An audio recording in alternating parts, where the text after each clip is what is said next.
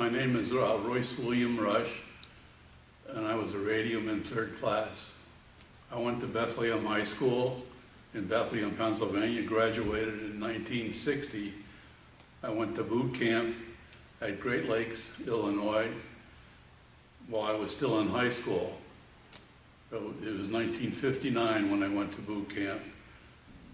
I wasn't treated any different than anybody else, even though I was younger. I was lucky when I was in high school. I was in the band, and when I went to boot camp, I got in the drum and bugle corps, and which was a lot of fun. Instead of going to physical training in the morning, we went and practiced with the drum and bugle corps, and then I met the rest of the people at our first class. We got shots, and you just went through a line when you got shots, and they used a gun to give you shots.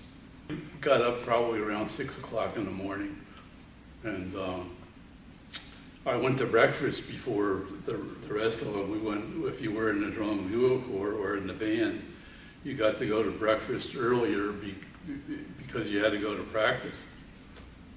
Well, you got out of a lot of physical training and stuff like that in the morning because they were doing that while you were at practice. And you just met them at the first class that you had. I remember one time they had an inspection at practice, and they pulled me out of line, and I thought they were going to say, "Oh my God, this guy's dirty." I had the same jeans on that I had on the day before, which I didn't usually do, and they said about how neat I was, and I think it was because I wore those jeans like 2 days in a row, and they looked like they were pressed instead of wrinkly. And I came after boot camp. I came home and went to my senior year in high school. Graduated in 1960.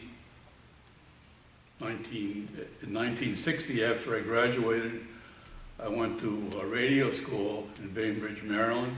I was there for 6 months.